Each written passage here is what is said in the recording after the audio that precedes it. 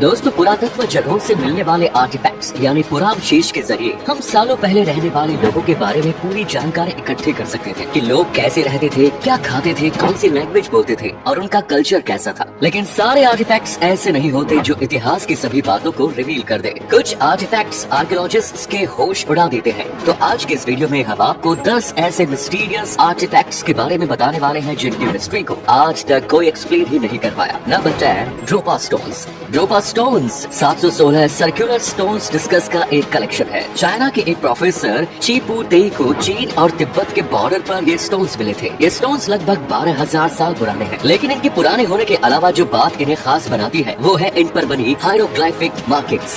हर disc का diameter 30 centimetre के आसपास है। इन डिस्क पर सेंटर से लेकर बाहरी किनारे तक स्पाइरल शेप के ग्रूव स्पीयर्स बने हुए हैं, लेकिन इनका मतलब क्या है ये किसी को नहीं पता। जितनी अजीब ये डिस्क और उन पर बने निशान है, उससे भी ज्यादा अजीब है वो कब्रें जिनसे डिस्क मिली है। ये कब्रें महज 4 फीट लंबी है। इनके अलावा जिन लोगों के अवशेष इन कब्रों से मिले हैं उनके सिर भी अजीब सी शेप के और डिस्टोर्टेड है। ये लोग कौन है इसके बारे में कोई जानकारी नहीं है और इसीलिए ज्यादातर लोगों का मानना है कि जिन लोगों को इन कब्रों में दफनाया गया है वो एलियंस रहे होंगे जो किसी स्पेस शिप से पृथ्वी पर आए होंगे, बट उनका स्पेस शिप क्रैश हो गया और फिर उस समय यहाँ जो भी लोग रहते थे उन्होंने इन एलियंस के शरीरों के साथ साथ उनके स्पेस शिप के टुकड़ों को भी दफना दिया। इस स्पेस शिप की थ्योरी के बारे में आपके क्या विचार है, कमेंट्स में बताएं। Number 9, the Tamil bell. साल 1836 में विलियम कॉलिंसो को न्यूजीलैंड के वेंगेरेरी में एक अजीब सा दिखने वाला ब्रोंज धातु का घंटी जैसा दिखने वाला एक बर्तन मिला जिसे एक माओरी औरत खाना बनाने के लिए यूज किया करती थी। अब आपको लग रहा होगा ये बर्तन एक आर्टिफैक्ट है।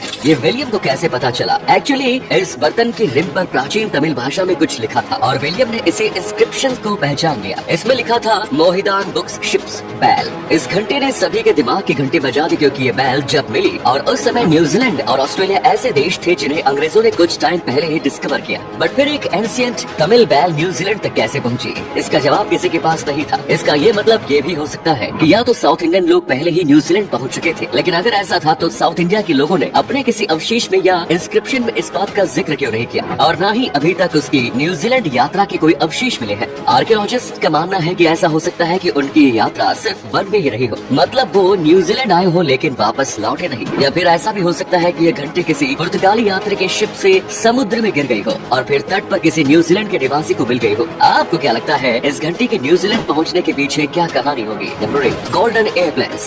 गोल्ड की बनी ज्वेलरी तो आपने बहुत देखी होगी, लेकिन आज मैं आपको दिखाता हूँ एक सोने का बना एयरप्लेन। जी नहीं, ये कोई उड़ने वाला एयरप्लेन नहीं बल्कि उसके जैसे दिखने वाले छोटे छोटे फिगर्स हैं जो भी आज के जमाने के नहीं बल्कि लगभग 500 साल पुराने। शॉकिंग ये है कि 500 साल पहले के लोगों को एयरप्लेन्स के बारे में जानकारी कैसी थी? ये आर्टिफैक्ट कोलंबिया से मिला है। इस आर्टिफैक्ट को लगभग 500 साल पहले पाई जाने वाली एक प्रजाति किम्बाया ने बनाया है। एंड गोल्डन प्लेस की लंबाई लगभग 7.6 सेंटीमीटर है। वैसे तो किम्बाया सिविलाइजेशन के बारे में हम बस इतना ही जानते हैं कि ये लोग 4th सेंचुरी बीसी के बाद 16th सेंचुरी में स्पेनिश लोगों के आने तक फले फूले। ये लोग सोने पर अपनी कारीगरी के लिए बहुत फेमस थे और ये छोटे छोटे एयरक्राफ्ट जैसे दिखने वाले एयरक्राफ्ट इसी का नमूना है। कुछ लोग कहते हैं कि ये एयरक्राफ्ट किसी बर्ड या उड़ने वाले इंसेक्ट का रिप्रेजेंटेशन हो सकता है, क्योंकि किम्बाया लोग फ्यूचर तो नहीं देख सकते थे कि जो उन्हें एयरप्लेन्स की टेक्नोलॉजी के बारे में पता हो, पर क्या पता उनका कॉन्टेक्ट एक्स्ट्रा टेरेस्ट्राइल्स यानी दूसरे ग्रह के लोगों के साथ रहा हो। Number 7, the Dogu figures. अगर मैं आपसे पूछूं कि पहला आदमी स्पेस पर कब और कौन गया, तो आप कहेंगे कि साल 1961 में यूरी गागरिन। लेकिन अगर मैं ये कहूँ कि उससे भी सैकड़ों सालों पहले जापान के लोगों ने स्पेस सूट पहने आदमी के स्टेचू बना लिए थे, तो क्या आप भरोसा करेंगे? शायद नहीं। तो खुद देखिए, ये छोटी छोटी डोगो फिगराइज जापान के जोमोन पीरियड के टाइम की है और ये सिविलाइजेशन 14,000 से 400 बीसी के टाइम की है। ये अजीब सी फिगराइज बिल्कुल ऐसे लगते हैं जैसे किसी एस्ट्रोनॉट ने स्पेस सूट पहन रखा हो, बिल्कुल वैसी ही बल्कि बॉडी।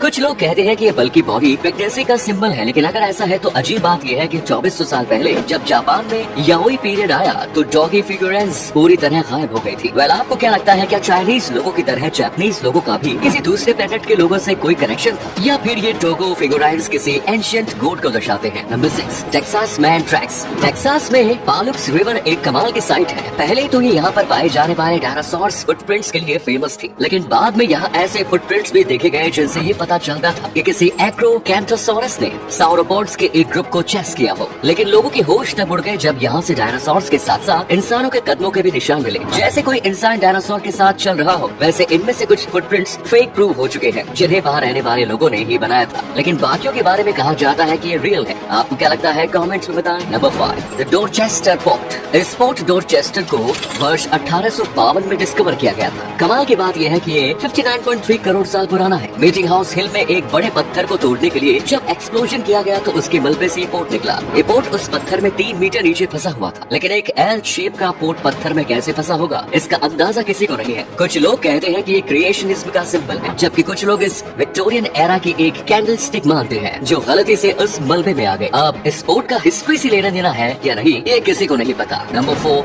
Roman Mexico. वर्ष 1933 में जोस गार्सिया पैयो नाम के एक आर्कियोलॉजिस्ट को मैक्सिको शहर से करीब 65 किलोमीटर दूर तोल्कुआ वैली नाम के साइट से एक रोमन टेराकोटा हेड मिला। ये एक पिरामिड के 3 फ्लोर नीचे दफन था। ये सिर कब्र में ही बॉडी से अलग हो गया, बट इसके सिर का बॉडी से अलग होना अजीब नहीं है, बल्कि अजीब है इसका किसी रोमन के हेड जैसा दिखना। इसके साथ कॉपर और रॉक क्रिस्टल्स जैसे वैल्यूएबल प्रोजेक्ट्स भी मिले। ये अवशेष जिसकी भी है उसकी मौत 1476 के पास हुई थी। कमाल की बात यह है कि इस एरिया में रोमन्स कभी रहे ही नहीं। फिर ये रोमन टेराकोटा यहाँ कैसे आया किसी को नहीं पता। अब ये मिस्ट्री आज तक मिस्ट्री ही है कि क्या मैक्सिको भी कभी रोम था। Number 3, walking with trilobites. वर्ष 1968 में विलियम जे मेस्टर अपने परिवार और अपने दोस्त के साथ परिवार डेल्टा उतार से 43 मील के एक्सपीडिशन से निकले थे। ये लोग कोई प्रोफेशनल आर्कियोलॉजिस्ट नहीं थे, बल्कि बस शौकिया तौर पर फॉसिल्स वगैरह की तलाश में निकले थे। लेकिन इस दौरान उनके हाथ जो लगा उससे प्रोफेशनल आर्कियोलॉजिस्ट के भी होश उड़ गए थे। असल में ये एक पत्थर था जिसमें ह्यूमन फुटप्रिंट्स था, बट ये सिर्फ एक ह्यूमन फुटप्रिंट नहीं था, इसमें एक ट्राइलोबाइट का फॉसिल भी था। ट्राइलोबाइट पैलियोजोइक एरा की एक मराइन आर्थ्रोपोड है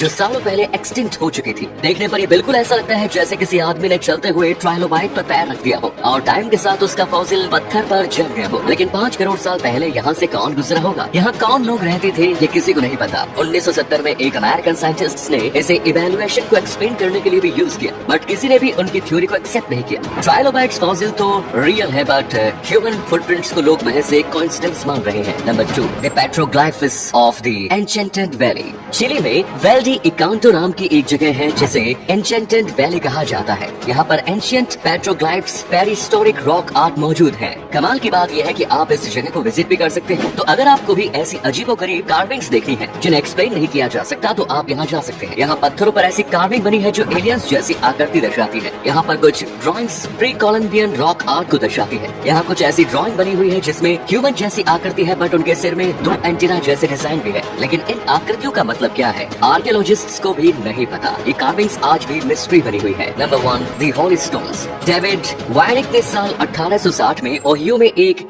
ब्यूरियल माउंट से 2 आर्टिफैक्ट्स ढूंढे जिन्हें नीवाक होली स्टोन्स नाम दिया गया। अब इन स्टोन्स के पीछे कंट्रोवर्सी ये है कि कुछ लोग इन्हें हिस्टोरिकल आर्टिफैक्ट मानते ही नहीं है, लेकिन भले ही इन्हें आर्टिफैक्ट्स के तौर पर एक्सेप्ट न किया गया हो, पर फिर भी ये आपको कोशोक्टोन के हेमरिक हाउस म्यूजियम में देखने को मिल जाएंगे। इनमें से पहले स्टोन को कीस्टोन कहते हैं जिसमें प्राचीन हिब्रू भाषा में कुछ लिखा है। दूसरे स्टोन को डिकालो कहा जाता है। ये एक टैबलेट जैसा है जिसमें निर्गमन की 10 आज्ञाएं लिखी हुई है। इसके अलावा इसमें मोसेस का चित्र भी बना है। रेडियो कार्बन डेटिंग के हिसाब से ये मटेरियल 85 AD के समय का है। असल में एक थ्योरी है कि पुराने समय में इजराइल की एक ट्राइब ओहियो में आकर बसी थी, लेकिन इसके कोई अवशेष नहीं है। अब कुछ आर्कियोलॉजिस्ट का कहना है कि डेविड इस थ्योरी को सच प्रूव करना चाहते थे, इसलिए उन्होंने साइट के मटेरियल से खुद ही ये आर्टिफैक्ट्स बना डाले। वेल, आपको क्या लगता है कमेंट्स में बताएं। तो दोस्तों, ये थे 10 ऐसे मिस्टीरियस आर्टिफैक्ट्स जिनको साइंटिस्ट भी एक्सप्लेन नहीं कर पा रहे। इनमें से कौन सा आर्टिफैक्ट आपको सबसे ज्यादा मिस्टीरियस और इंटरेस्टिंग लगा, कमेंट्स में जरूर बताएं। ऐसे ही और इंटरेस्टिंग वीडियोस देखते रहने के लिए इस चैनल को सब्सक्राइब करना ना भूलें ताकि आने वाले नए वीडियोस की नोटिफिकेशंस आप तक सबसे पहले पहुंचे। धन्यवाद।